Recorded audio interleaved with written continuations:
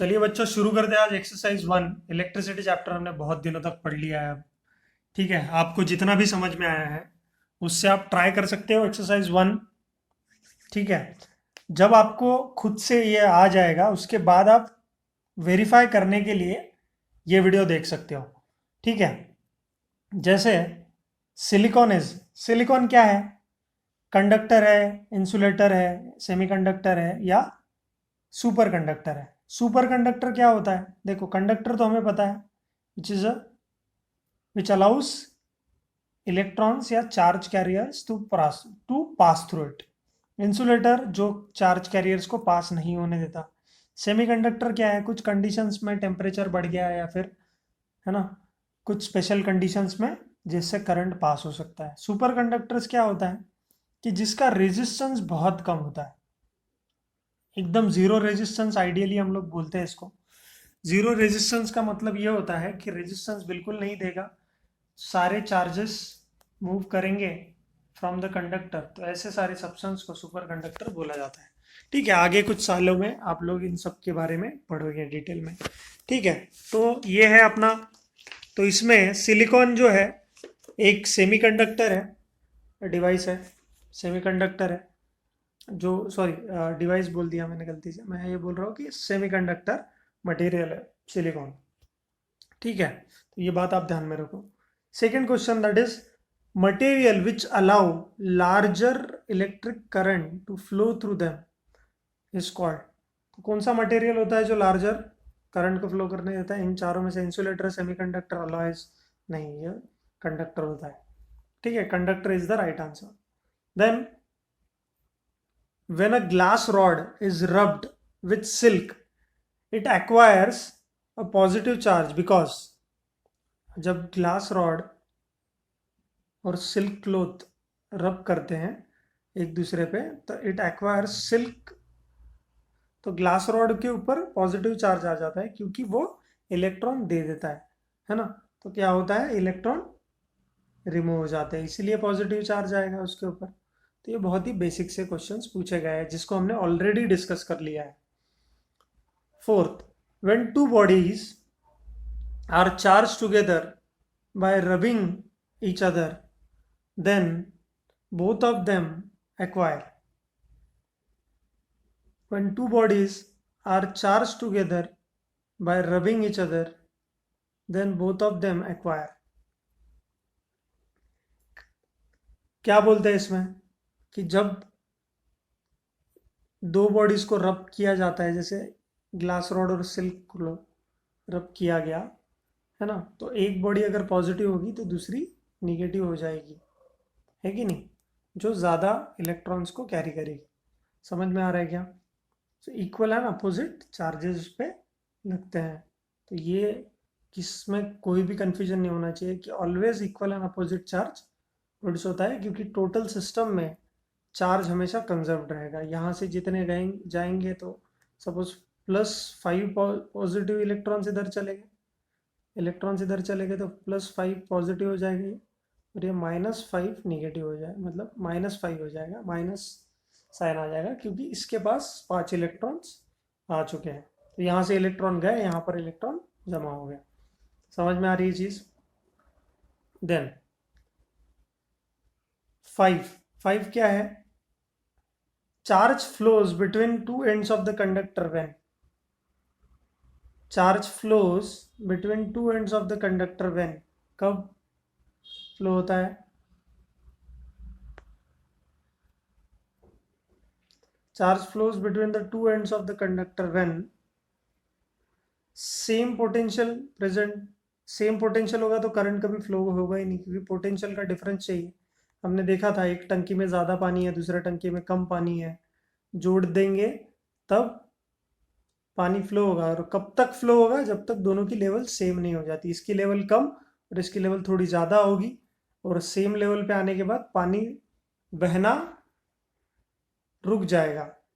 तो same electric potential is present at the two ends, तो नहीं फ्लो होता। करंट या चार्जेस तभी फ्लो होते हैं जब different potential exist in the two ends of the conductor. समझ में आ रहा है? तो बहुत ही जनरल नॉलेज बेस्ड, इस चैप्टर के नॉलेज बेस्ड क्वेश्चंस है जो कि हमें आने चाहिए। Sixth question, all wires used in all wire used in electric circuit should be covered with, all wires used in electric circuit should be covered with, कैसे? Colouring material डालेंगे क्या उस पर, कंडक्टिंग मटेरियल डालेंगे क्या उस पर, उसके ऊपर हम डालते हैं इंसुलेशन। घर पे आपने देखा होगा वायर और उसके ऊपर है ना कोटिंग होती है प्लास्टिक की, ठीक है, तो उसको हम बोलते हैं इंसुलेशन। इंसुलेशन क्यों करते हैं हम लोग? इंसुलेशन नहीं करेंगे तो वायर ऐसे ही पड़े रहेंगे, किसी का हाथ लग गया कुछ लग गया तो डायरेक्ट ऊपर पहुंच जाएंगे वो लोग, है ना। तो हमें सबको ऊपर नहीं पहुंचाना है, इसीलिए हम क्या करेंगे, इंसुलेशन यूज करेंगे। समझ में आ रही है बात? Then seventh question, an electric current of 12 ampere, current of 12 ampere flows through a conductor for 15 seconds, flows through a conductor for 15 seconds, ठीक है। Find the amount of charge that flows, find the amount of charge that flows. तो current हमें पता है 12 amperes है, ठीक है। Time हमें दिया है 15 सेकेंड्स है। Amount of charge Q is equal to I into T. समझ में आ रहा है? तो ये फॉर्मूला यूज करेंगे हम लोग, 12 इंटू 15 करेंगे, क्या आंसर आएगा? 12 इंटू 15 इज वॉट? दिख रहा है सबसे बड़ा यहाँ पे फिगर, तो 180 कूलम, है ना। Q is equal to I into T करो, क्योंकि करंट क्या होता है? Flow of charge per unit time, इसको हम बोलते हैं करंट, ठीक है। चलो क्वेश्चन नंबर 8, क्वेश्चन नंबर 8 क्या बोल रहा है कि during how much time must the charge of 30 coulomb, तो चार्ज दिया हुआ है, Q दिया हुआ है 30 coulombs, flow through a conductor to constitute a current of 1.5 ampere. Current कितना है? 1.5 एम्पियर करंट है, और तो कितने टाइम के लिए फ्लो होगा? Q दिया है, I दिया है, T निकाल सकते हैं, है ना। Q by I, T is equal to Q by I हो जाएगा, और Q is equal to I into T है, तो T निकालना है हमें, सही है। तो हम क्या करेंगे, इसको यूज़ करेंगे, और ये हमारा आंसर आएगा, कितना आएगा? 30 डिवाइडेड बाय 1.5, 30 डिवाइडेड बाय 1.5, तो ये हो जाएगा 300 डिवाइडेड बाय 15, तो ये हो जाएगा 20 एम्पियर्स, सॉरी 20 सेकेंड्स। टाइम निकालना है ना हमें, T is equal to Q by I, ये हो जाएगा 20 सेकेंड्स, ठीक है। Then during how much time must charge of 30 coulomb, तो charge of 30 coulomb flow through a conductor to constitute a current of 1.5 ampere. 1.5 ampere is this, so 30 divided by 1.5, so that is, अभी तो किया हमने, बार बार वो क्यों कर रहा हूँ। क्वेश्चन नंबर 9 करना है हमें, sorry 9th question, if 6 coulomb of charge, if 6 coulomb of charge flows through a conductor in 3 seconds, find the strength of electric current, strength of electric current. अब क्या हुआ, if 6 coulomb of charge flows through a conductor in 3 seconds, 6 coulomb charge flow कर रहा है, time दिया हुआ है 3 seconds का, करंट कितना होगा यार? क्या क्वेश्चन है? I is equal to Q by T, तो 6 डिवाइडेड बाय 3, तो ये हो जाएगा 2 एम्पियर्स, तो 2 amperes will be your right answer. कभी कभी क्वेश्चन पढ़ता हो तो मुझे लगता है कि सही में इतना आसान पूछा है या मजाक कर रहे हैं लोग, तो मजाक ही किया है इन्होंने बस, बाकी कुछ नहीं किया है। और आप तो मजाक चाहते हो कि ज़िंदगी भर मजाक करते रहो, है ना, तो आपके लिए तो सही है। A body has 70 protons, 85 electrons, 70 protons है तो पॉजिटिव चार्ज है 70, एंड 85 इलेक्ट्रॉन्स है, नेगेटिव चार्ज है. What charge the body possess. तब 85 नेगेटिव चार्ज है, 70 पॉजिटिव चार्ज है, प्रोटॉन. तो टोटल चार्ज कितना बचेगा? 70 को न्यूट्रल कर देगा, बचेगा 15 निगेटिव, है ना. प्लस माइनस का खेल है, तो नेगेटिव चार्ज बचेगा. तो what charge will the body possess. क्या नेगेटिव चार्ज पोजेस करेगी बॉडी, और क्या पोजेस करेगी, है ना. तो ऐसे ऐसे सिंपल क्वेश्चन पूछे गए हैं. Then question number 11. क्वेश्चन 11 क्या बोलता है कि when the path of current starting from one terminal of a cell and ends at other terminal of a cell is broken at some point, then such a circuit is called. When path of current starting from one terminal of a cell, तो एक cell दिया हुआ है आपको, तो cell को मैं ऐसे बनाता हूँ, पॉजिटिव एंड नेगेटिव एंड.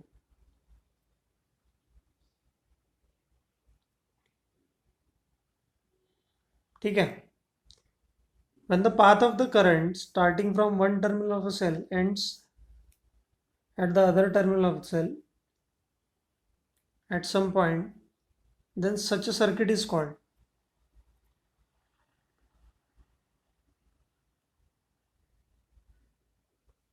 तो सेल ब्रोकन है. ब्रोकन सेल मतलब क्या होगा कि ओपन होगी, इनकम्प्लीट होगी सर्किट, कि कनेक्शन नहीं है, एक पॉजिटिव है निगेटिव है, पूरा सर्किट बन रहा है, लेकिन सपोज यहाँ पे ब्रोकन है, वायर नहीं जुड़ा है, ये यहाँ पे कुछ गड़बड़ है, तो ये ओपन सर्किट हो जाएगी. तो ओपन सर्किट क्लोज सर्किट होगी क्या? क्लोज सर्किट होती तो कंप्लीट सर्किट हो जाती, तो ये नहीं है. तो बचा क्या फिर? It's incomplete circuit, open circuit. Ammeter is always connected in. Ammeter क्या होता है? करंट को मेजर करता है. हमेशा हम लोग उसको करंट की पाथ में लगाते हैं ताकि करंट को मेजर कर सके. तो it is always in series. वही अगर वोल्टमीटर होता तो वोल्टमीटर को हम पैरेलल लगाते. वोल्टमीटर वोल्टेज मेजर करने के लिए वोल्टमीटर लगता है जो कि पैरेलल होता है हमेशा लोड से या रेजिस्टेंस से. ठीक है, ये दोनों बेसिक डिफरेंस आप याद रखिए. क्वेश्चन नंबर 13th क्वेश्चन का आंसर क्या होगा? SI unit of current. क्या अभी इसमें बोलने की बात है? Ampere is the right answer. ठीक है, तो ये मुझको पनिशमेंट मिली है और होमवर्क करवाना है मुझसे, ऐसा लग रहा है मुझे, है ना. Question number 14 question number says if I is the current through a wire and E is the charge of electron, then the number of electrons in the second will be given by. तो क्या हुआ? If I is the current through wire and E is the charge of electron, then the number of electrons in seconds will be given.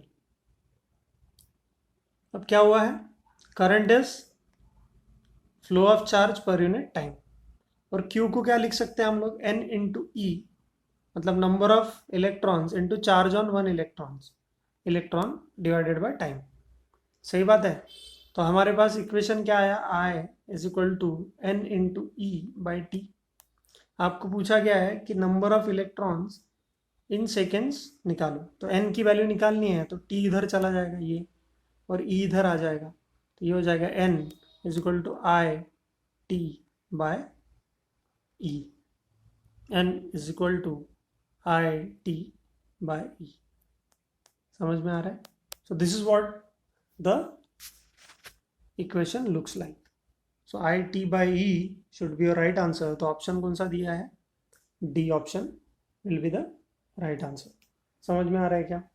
तो ये बस question पढ़ने में आपको difficult लगते हैं, आपको अगर बेसिक्स आपकी क्लियर है तो कोई प्रॉब्लम नहीं है. Conventionally the direction of current is taken as.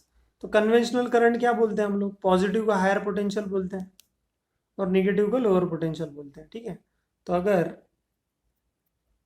Positive terminal है, नेगेटिव टर्मिनल है, बैटरी है पॉजिटिव टर्मिनल, दूसरी बैटरी नेगेटिव टर्मिनल है, और फ्लो कर रहा है, ठीक है, करंट फ्लो कर रहा है तो हम बोलते हैं conventional direction of current is from positive to negative, है ना। तो कन्वेंशनल डायरेक्शन ऑफ करंट क्या है, from positive to negative. The direction of flow of current is of negative charge. Conventionally क्या बोल रहे हैं हम लोग, पॉजिटिव टू निगेटिव। एक्चुअल में क्या होता है, निगेटिव टू पॉजिटिव होता है। ठीक है, ये हमने बात क्लियर की है। तो the direction of flow of atoms, तो एटम तो फ्लो नहीं करते। The direction of flow of negative charges को हम कंडक्ट करते हैं, कि एक्चुअल में निगेटिव चार्जेस फ्लो करते हैं, पर हम फ्लो ऑफ पॉजिटिव चार्जेस से डिफाइन करते हैं उसको। डायरेक्शन ऑफ मॉलिक्यूल्स, मॉलिक्यूल्स तो फ्लो ही नहीं करते, तो direction of flow of positive charge is the right answer. समझ में आ रहा है, इसमें कंफ्यूजन मत रखो। हम ये सोचते हैं कि पॉजिटिव चार्ज फ्लो करता है कन्वेंशनली, कन्वेंशन मतलब नियम के हिसाब से, जो नियम पुरानी सभ्यताओं के हिसाब से बन चुके हैं अब। ठीक है, समझ में आ रहा है। तो उस हिसाब से हम लोग ये समझते हैं, लेकिन एक्चुअल में क्या है, एक्चुअल में हम ये अगर पूछा है conventional direction of current is the direction of flow of positive charges, और अगर हमें पूछा एक्चुअल डायरेक्शन ऑफ करंट, तो direction of flow of negative charges actual flow होता है। तो 15th का आंसर डी होगा, ए नहीं, डी होगा, क्योंकि कन्वेंशनल पूछा है नियम के हिसाब से। देखो 16th, which of the following is not a circuit element, कौन सा सर्किट में नहीं लगता है। एक सर्किट में क्या क्या होता है, रेजिस्टेंस होता है, उसके ऊपर वोल्ट मीटर होता है ना, सीरीज में एमीटर होता है, एक बैटरी होती है पॉजिटिव नेगेटिव टर्मिनल से। समझ में आ रहा है, ठीक। तो ये सारी चीज़ें होती है, स्विच होता है। यहाँ पर क्या दिया है, रेजिस्टर होता है क्या, हाँ होता है। पोटेंशियल डिफरेंस मतलब बैटरी होती है क्या, हाँ। पोटेंशियल डिफरेंस हम बोलते हैं, वो होता नहीं है। ठीक है, बैटरी होती है। पोटेंशियल डिफरेंस तो हम बोलते हैं कि ये पोटेंशियल हायर पोटेंशियल पे है और ये लोअर पोटेंशियल पे है, तो इन दोनों के बीच में है जो डिफरेंस सर्किट के अंदर, that is called as potential difference. तो पोटेंशियल डिफरेंस एक कंसेप्ट है ना, फिनोमिनन है ना। जो वोल्टेज मेजर करते हैं हम लोग, उसको हम पोटेंशियल डिफरेंस बोलते हैं। लेकिन हम बैटरी लगाते हैं, पोटेंशियल डिफरेंस लगाते नहीं है सर्किट के अंदर, तो वो एलिमेंट नहीं है सर्किट का। समझ में आ रहा है क्या, तो ये इसमें कंफ्यूज हो सकते हैं, वेरी इंपॉर्टेंट क्वेश्चन। कंफ्यूजन हो सकता है इसमें, कोई बच्चा होगा जिसको समझ में नहीं आ रहा होगा, वो तो इसको बैटरी को, ये जो होता है ना अपना पॉजिटिव नेगेटिव, ये बैटरी होता है, इसको पोटेंशियल डिफरेंस बोल देगा तो गलत हो जाएगा, ये बैटरी है। ठीक है, समझ में आ रही है बातें। तो ये सब चीजें आप ध्यान में रखिए। Then current, question number 17, current stop flowing when, कब फ्लो होता है, टंकी में पानी कब फ्लो बंद हो जाता है फ्लो करना, जब दोनों की लेवल सेम हो जाए, मतलब सेम पोटेंशियल पे अगर है। तो electric potential of the two conductor is same. Two conductors ऐसा बोला है, टू कंडक्टर्स बोला है, हाँ। तो दो कंडक्टर्स में अगर सेम पोटेंशियल है, the charges of the conductor are unequal, charges unequal है तो फ्लो कर सकता है। Temperature of one is higher than another, तो कभी भी जो हीट करंट बोलते हैं हम लोग पास हो रहा है, एक चीज गर्म है दूसरी चीज ठंडी है, तो क्या होगा, गर्म चीज से ठंडी चीज तक फ्लो करेगा कंटिन्यूसली। सही बात है ना, गर्म चीज से हॉट से कोल्ड की तरफ जाता है। हमेशा देखा होगा आपने कि आप चाय प्याली में रखते हो, कप में रखते हो चाय, तो एटमॉस्फेयर में क्या हो जाता है ना, ठंडा हो जाता है। क्यों, क्योंकि सराउंडिंग का टेम्परेचर कम है एज कम्पेयर टू चाय का टेम्परेचर। तो इसी प्रकार से हर चीज हायर पोटेंशियल से लोअर पोटेंशियल में नेचर में फ्लो करती है, और इक्वल पोटेंशियल पे वो रुक जाती है। Then electric current is the flow of, electric current is the flow of what, electric current is the flow of electrons की प्रोटॉन। तो अभी हमको ये पूछा है, एक्चुअल में बात पूछी है कि होता क्या है। ठीक है, तो 18th का आंसर क्या होगा, it's a flow of electron. Neutrons flow होते हैं क्या, नहीं यार, वो न्यूक्लियस में होते हैं, ये भी न्यूक्लियस में होता है। नन ऑफ दिस क्यू है अगर इलेक्ट्रॉन्स है तो electrons is the right answer. Question number 19 पे जाते हैं। इलास्टिक, सॉरी इलास्टिक क्या बोल रहा हूँ, static electricity is the branch of physics which deals with the study of charges at, static मतलब रुका हुआ, तो चार्जेस एट रेस्ट। अगर मोशन में होता तो उसको करंट बोलते हैं, है ना। तो static electricity is nothing but charges at rest. इसमें कोई कंफ्यूजन है क्या? इसमें कोई कंफ्यूजन है तो भगवान बचाएगा फिर आपको। ठीक है। This symbol represent what? ये फिक्स रेजिस्टेंस है क्या कि ये एरो शो करता है कि कुछ चेंज होने वाला है? तो this is the symbol of variable resistance. क्या बोलते हैं इसको? Variable resistance. रियोस्टैट कैसा होता है? रियोस्टैट ऐसा होता है, इसको रियोस्टैट बोलते हैं। इसको हम वेरिएबल रेजिस्टेंस बोलते हैं, जो वेरी करता है, उसका वैल्यू चेंज होते रहेगा। इसमें कोई कंफ्यूजन है क्या? इसमें कुछ कंफ्यूजन है तो यार अब सिर फोड़ लूँ मैं खुद का। Then an electrolyte. इलेक्ट्रोलाइट क्या है हमने देखा था, एक बीकर में अगर कोई लिक्विड है जो कि केमिकली चेंज होने वाला है, ये इलेक्ट्रोड्स है जो positive terminal of the battery and negative terminal of the battery से कनेक्टेड है। ठीक है, तो पॉजिटिव टर्मिनल को एनोड बोलते हैं, इसको कैथोड बोलते हैं, निगेटिव टर्मिनल को। और जो लिक्विड भरा हुआ है इसमें, उस लिक्विड को इलेक्ट्रोलाइट बोलते हैं। तो electro liquid that conducts electricity is electrolyte. इसमें कोई कंफ्यूजन है क्या? तो हमने बहुत डिस्कशन किया है इसके ऊपर, तो प्लीज़ आप इसको बार बार देखिए, समझिए। कैथोड, अभी मैंने बोला कैथोड क्या होता है। कैथोड क्या होता है? कैथोड पॉजिटिव चार्ज से कनेक्ट होता है कि निगेटिव से? Cathode is connected to the negative terminal, negative electrode, negative, है ना। और उसके ऊपर जाके बैठते हैं, अगर कोई निगेटिव है उसके ऊपर क्या जाके बैठेगा? पॉजिटिव आयंस जाके बैठेंगे, पॉजिटिव आयंस जाके बैठेंगे। अगर निगेटिव इलेक्ट्रोड है तो उसके ऊपर कौन जाके बैठेगा?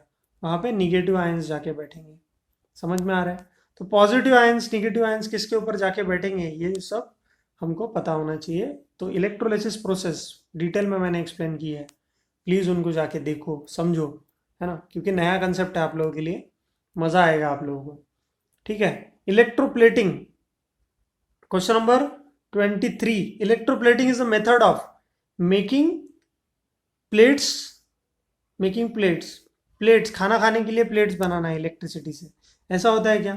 इलेक्ट्रोप्लेटिंग मतलब जैसे सिल्वर चढ़ा दिया था हमने एक चम्मच के ऊपर, या गोल्ड की इमिटेशन ज्वेलरीज बनती है कि सिल्वर के ऊपर गोल्ड की परत चढ़ा दी, सरफेस पे कोटिंग कर दी, उसको हम लोग बोलते हैं इलेक्ट्रोप्लेटिंग की टेक्नोलॉजी। ठीक है। तो ये मेथड क्या करती है हमें? मेकिंग प्लेट्स यूजिंग इलेक्ट्रिसिटी, गलत। Plating of metal with another metal, हाँ हो सकता है, क्यों नहीं हो सकता, यही तो होता है कि और इसका अच्छे से होता है। प्लेटिंग करनी है मतलब, देखो कंफ्यूज नहीं होना, प्लेटिंग नहीं करते हम लोग, कोटिंग करते हैं।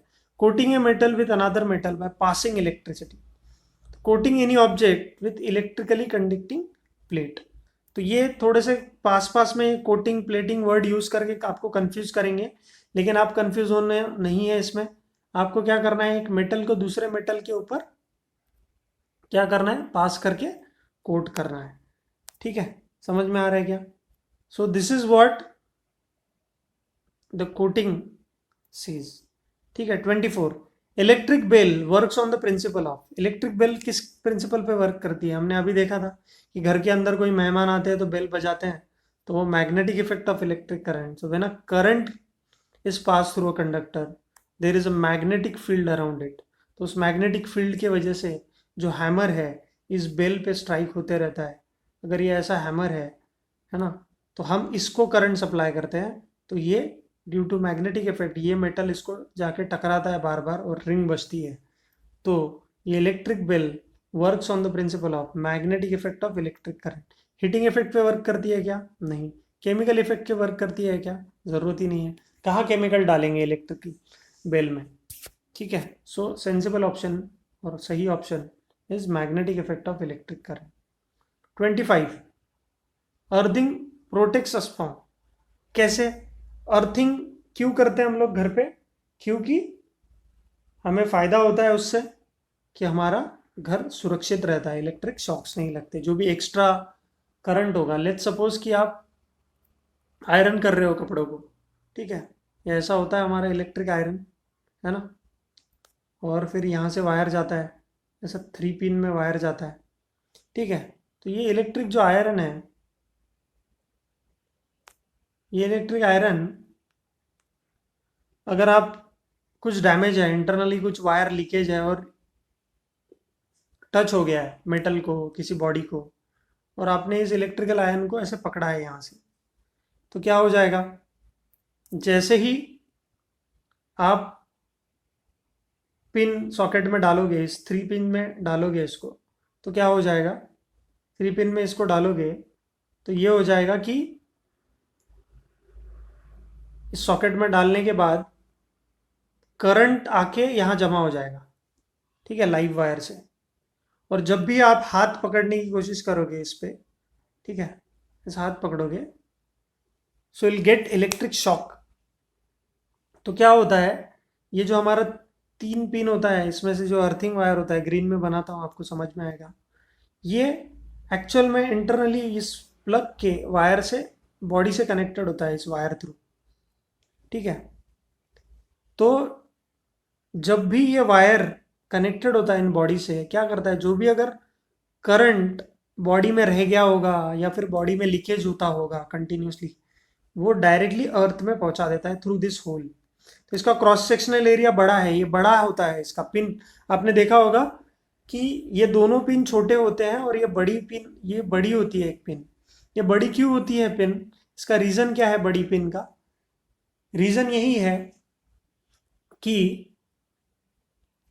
ये वाली जो पिन है, ये पिन ज़्यादा क्रॉस सेक्शन एरिया होने की वजह से ज़्यादा चार्जेस पास करती है, और ज़्यादा चार्जेस पास करती है ना, तो ज़्यादा चांसेस रहते हैं कि यहाँ का करंट भाग जाए, जल्दी ग्राउंड में चला जाए, ज़मीन के अंदर चला जाए, है ना। ज़मीन के अंदर चला जाएगा तो आपकी लाइफ बच जाएगी, ठीक है। तो इलेक्ट्रिक शॉक्स बचते हैं जस्ट बिकॉज ऑफ अर्थिंग, ठीक है। Then what is cation? Cation की डेफिनेशन हमने देखी थी। Cations are positively charge ions, basic definition है, कोई इसमें रॉकेट साइंस नहीं है ना। और आयंस कैसे बनते हैं आपको पता ही है, इलेक्ट्रॉन लूज कर देगा, पॉजिटिव चार्ज बन जाएगा, ठीक है। इसीलिए कैथोड पे जाके ये बैठ जाएगा, ठीक है। तो इसीलिए इसको कटायन बोला गया है कि कैथोड पे जाके बैठ रहा है, ठीक है। समझ में आ रही है चीजें? तो positively charge ions are called as cations, ठीक। So this should be your. Then, question number 27. A solution of chemical compound which does not conduct electricity. Does not conduct electricity तो क्या होगा? नॉन इलेक्ट्रोलाइट होगा। Conduct करता है electricity तो उसको electrolyte बोलते हैं, ठीक है। तो ये बहुत ही डेफिनेशन बेस्ड क्वेश्चन है जो हमने ऑलरेडी कर चुके हैं हम, है ना। कोई बड़ी बात नहीं है इनमें, इसीलिए ज़्यादा मैं एक्सप्लेन नहीं कर रहा हूँ इसको। तो आप प्रीवियस वीडियोस में आप देखेंगे तो इसका सारा एक्सप्लेनेशन है, आप पढ़िए, तब जाके आपको आंसर का मजा आएगा। और खुद से सॉल्व कीजिए, पहले ये वीडियो देखने से पहले सारा कुछ सॉल्व कीजिए और फिर रेफरेंस के लिए इसके पास आए। मेटल वायर, प्लेट्स, मेटल का वायर हो, प्लेट्स हो, रॉड्स हो, है ना, थ्रू विच करंट एंटर्स और लीव्स इज नोन एज। अगर मेटल का वायर है या प्लेट्स है या रॉड है ना, उसके थ्रू अगर करंट फ्लो कर रहा है तो करंट क्या होता है ना, the current enters and leaves, enter भी कर रहा है, लीव भी कर रहा है, तो उसको हम क्या बोलते हैं? इलेक्ट्रोड्स बोलते हैं। उसको एनोड बोलते हैं स्पेसिफिकली। पॉजिटिव एंड से कनेक्ट होगा तो एनोड बोलेंगे, निगेटिव एंड से कनेक्ट होगा तो उसको कैथोड बोलेंगे। तो पॉजिटिव निगेटिव दोनों आपके पास है तो उनको हम इलेक्ट्रोड्स बोलेंगे। तो वोल्टामीटर क्या होता है? वो पूरा डिवाइस जिसके अंदर इलेक्ट्रोड्स भी है ना, जिसके अंदर पानी, ये लिक्विड भी है, positive and terminal, negative and terminal, battery connected भी है। तो इन सबको हम बोलेंगे वोल्टामीटर, जो कि डिवाइस का नाम है जिसमें इलेक्ट्रोलिसिस होगा, उसको वोल्टामीटर बोलते हैं। लेकिन इलेक्ट्रोड जनरल टर्म्स में यूज करते हैं जिसके थ्रू करंट पास होता है, ठीक है। Then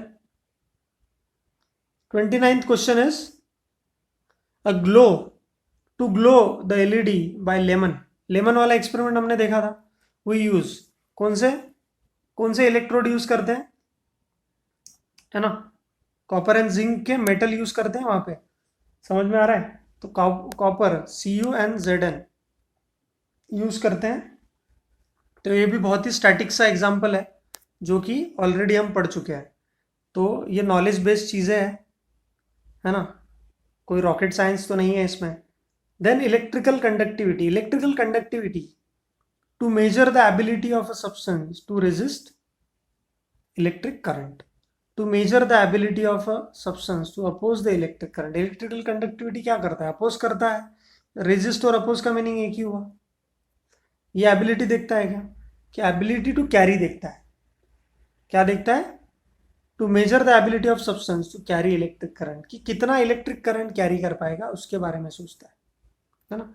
ability of a substance to carry electric current, ठीक है, टू कैरी इलेक्ट्रिक करंट, कितना इलेक्ट्रिक करंट कैरी कर सकता है, इसको हम लोग बोलते हैं। समझ में आ रहा है? Then fill in the blanks. Fill in the blanks क्या बोल रहे हैं? Like charges repel each other, unlike charges attract each other, nucleus consist of protons and neutrons. क्या है इसमें?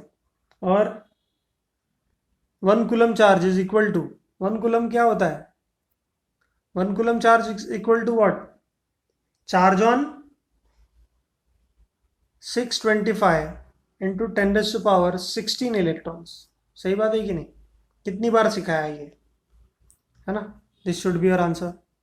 देन इलेक्ट्रिक चार्जेस कौन सी क्वांटिटी है? Scalar quantity. हमें कुछ लेना देना नहीं है, हमें क्वांटाइज क्वांटिटी है Q into n into e. जितने एन रहेंगे चार्ज से मल्टीप्लाई करेंगे हम, और हमारा वैल्यू बढ़ता जाएगा या कम होगा, है ना। Next, electroplating is based on. Electroplating किस पे बेस्ड है ना? कौन सा फिनोमेना है? यह chemical effect of electric current. कौन सा है? Chemical effect of electric current. ठीक है, सिंपल है, chemical effect of electric current, इस पे बेस्ड है हमारा इलेक्ट्रोप्लेटिंग। ठीक है, समझ में आ रहा है? तो यही सब बातें हम लोग बेसिक बेसिक कर चुके हैं ऑलरेडी। ठीक, then we have another question which says insulator have free electrons. Insulator क्या है? इंसुलेटर के पास क्या है? Insulators have free electron. Free electron होते हैं क्या इंसुलेटर के पास? नहीं होते, फॉल्स है statement. When two bodies are rubbed together, they acquire equal and opposite charges. सही बात है, rub together तो equal and opposite charges produce तो करेंगे, तो true है statement. Charge on one electron is 1.6 into 10⁻⁻19 coulomb, तो चार्ज ऑन इलेक्ट्रॉन तो वही रहता है, तो ट्रू है statement. Then same charge is induced on uncharge conductor. क्या दिया हुआ है स्टेटमेंट?